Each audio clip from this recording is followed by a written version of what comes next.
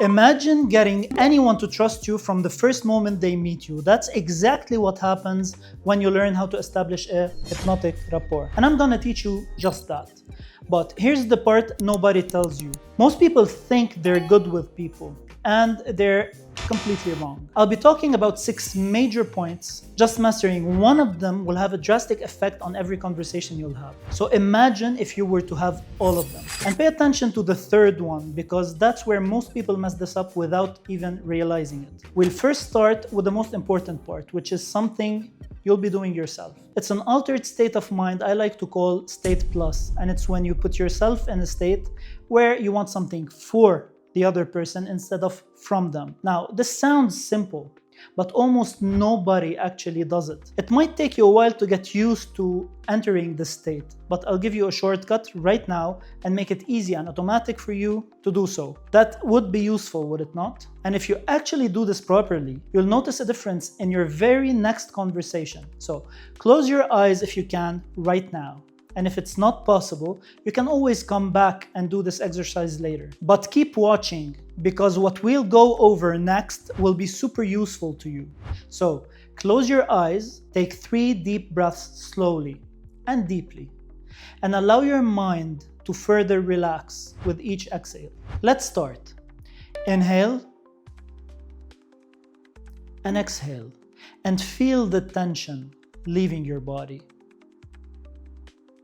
Inhale and exhale, and feel every muscle in your body relaxing deeper and deeper. Inhale and exhale, and feel your mind going calmer and more relaxed.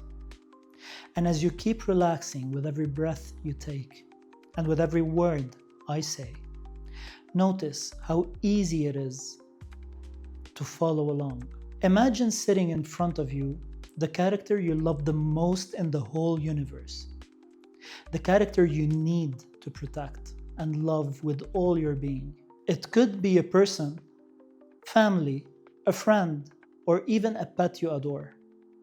They're right there in front of you. And you feel the love and affection you have for them, do you not? And here's where something interesting starts to happen.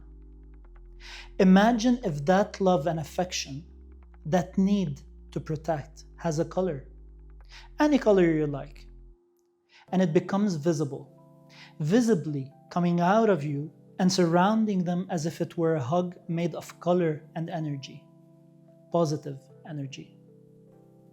See yourself looking at them and memorize how you look at them. Hear the tonality of your voice as you talk to them, and memorize that as well. Because in a moment, you'll use this in a way most people never even think about. Send all the love that's in you until there's nothing left to send. And you'll notice the color becomes like an aura surrounding them. Memorize that feeling, its color, and the emotions you're feeling right now. And when you do, you'll realize that from this moment forward, you can imagine this aura surrounding any person in front of you. This color all around and within them. And it instantly feels as if that person becomes this character, whom you love and have affection for. Only for the time that you choose to send this aura, that color, these feelings and emotions, knowing that they will feel your affection and feel cared for just enough for them to drop their guard and trust you regardless of your true intentions. And that right there is where this becomes powerful and dangerous if used wrong. And as soon as you're ready, let your eyes open, fully awake, fully present, and ready for an even deeper learning experience. Now, you must be wondering why this state is useful. Here's what most people completely miss. When someone feels like you're acting in their best interest, genuinely, they start trusting you and they stop resisting what you say. Put it this way, Have you ever been shopping for clothes? Every time you go into a clothing store, someone comes up to you and starts helping you choose items, whether you asked for help or not. And within seconds, you already know if you trust them or not.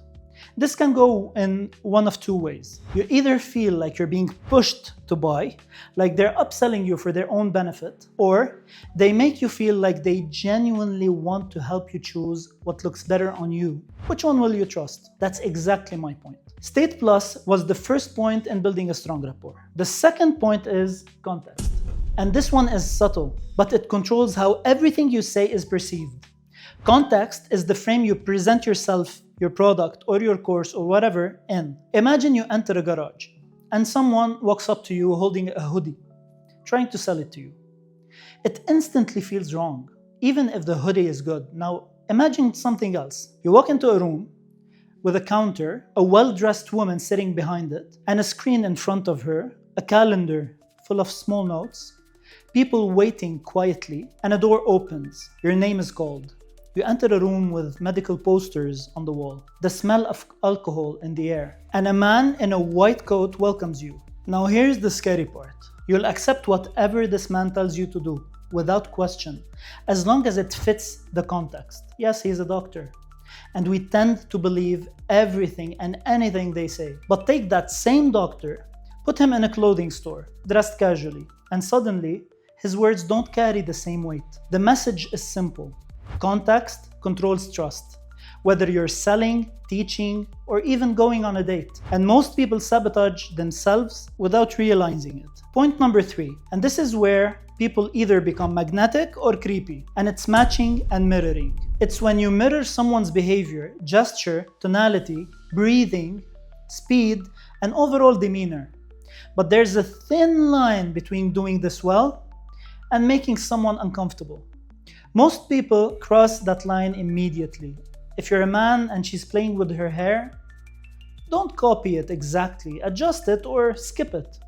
If someone is doing something weird, you don't mirror that. What matters is the deeper patterns, their body language. Are they closed off or open? Their speech rhythm, fast or slow? Their breathing, shallow or deep? Their tonality, loud or calm? Their demeanor, confident or shy? And their representational system. Visual people speak fast, use words like I see or imagine, and move their hands a lot while talking.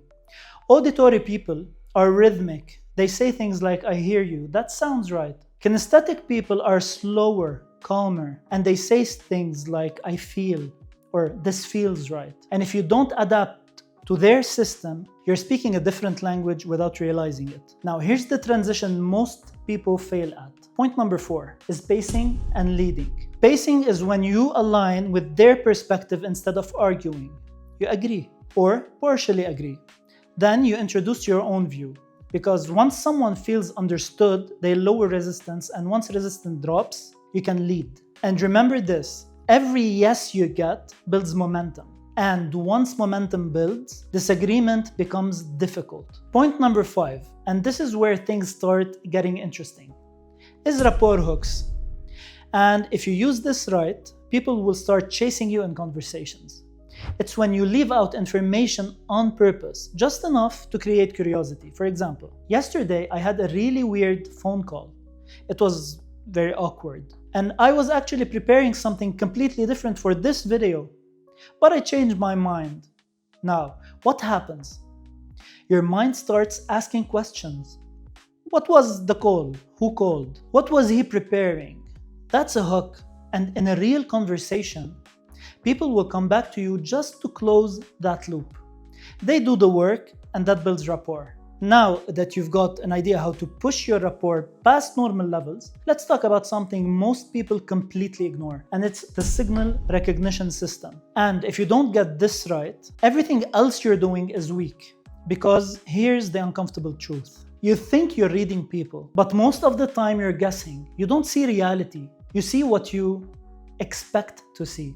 And that blinds you. Most people project their assumptions onto everything. They're not reading signals. They're confirming bias. So your job is simple. See what's actually there and recognize the signals that tell you you're gonna get results. Because if you can't read feedback in real time, you're operating blind. Milton Erickson was a master at this.